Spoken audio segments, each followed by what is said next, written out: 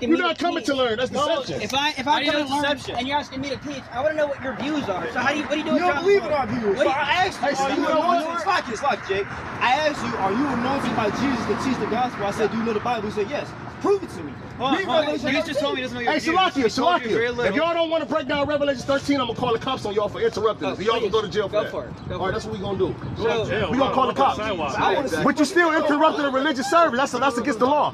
And we just got somebody put in jail for that. So we gonna see. The only thing they can do is they can come up and tell us what it's not, but they can't tell us what it is. About your views. So we're wrong. Okay, we're wrong. How you doing? We on University Circle. We need to break it down for me. Is that not a book of prophecy? Okay, so break it down to me. I don't know much about eschatology, so I wouldn't. So you know the Bible then? What's the definition of eschatology? The Bible, no. I just asked you, do you know the Bible? He said, yeah. So what prophecies do you know? Do you know the Harry Potter book? I don't know all Harry Potter, man. Does that mean you memorize everything about it just because you know about it? You know I said I don't know Harry Potter. What the hell does Harry Potter have to do with the Bible, man? See, you playing games. They can tell what's not, but they can't tell us what it is. It's a non sequitur that you're assuming because I know of a book and stuff in the book means I know everything. Are you anointed by Jesus or not? So what do you do with John 1:1? Again, get Revelation 19:10 with somebody. They can't break down the Bible, bro. You see the saying? What? What do you do with John 1:1? See, they look, hold on. I want to learn. Hold on. They come up here trying to act like that. Oh, I'm so sincere. No, you got specific precepts. Y'all got written down. Y'all got to come up and try to answer. Well, what does this mean? What does this mean? We got literally hours of videos. So you can't break down we the Bible. have hours of videos. We have hours of videos on YouTube breaking all this stuff down. You can easily access. Right. Well, I'm come up. You're right. Vocab. I'll get to you. Vocab. I'm not on YouTube right now. Answer all these questions. Ask all these questions. They've gone unanswered. Y'all know what we teach. Y'all coming for trying to disturb us when we teach these things. Read this verse. This is Revelation chapter 19 and verse 10. And I fell at his feet to worship him. And he said unto me, see thou do it not.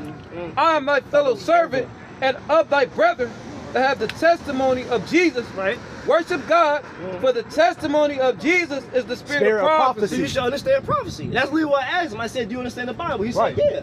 I'm okay. Well, you trying to tell me nobody up here know Revelation 13? Right. So back to John 1. See, I got scripture. And you can't tell me what it is. You can't tell me what it's not, man. Let them. Okay, go ahead. But if you want them to teach, fine. Go ahead. We're sticking with Revelation 19 or Revelation 13? So you just read 19. I said 13. You right, break but down you read 19. I'm 13. just asking for clarification. That's something else. 13, you can start at 1 and explain to me what it's talking about. I'm going to read it, or like I want you to break it down. Explain it to me. And I stood up upon the sand of the sea and saw a beast rise up out of the sea, having 7 heads, 10 horns, and upon his horns 10 crowns, and upon his head the name of blasphemy. What's that talking about? What does that mean? First off, it's calling back to Daniel. We're talking about the beast that comes out. It's playing off of that terminology of the beasts and these kingdoms. It's referring to this kingdom, this political power. What kingdom? This kingdom? What kingdom? It's talking about political force. I'm not going to interpret that right now. I don't. So you don't know. I don't know the exact. Okay, so it's fine. It's fine. fine. If you don't know, you say you don't know. I don't know the exact kingdom. Cool. So what is it? Within Daniel, I would say it's talking about Rome, but here is pulling that, so I can't just directly talk about Rome. Okay? So it says upon his horns is 10 crowns. No, I'm talking about this kingdom with all these crowns. He breaks it down later. What the horns represent, these kingdoms and who's in charge. So let's keep going. It's only the first verse.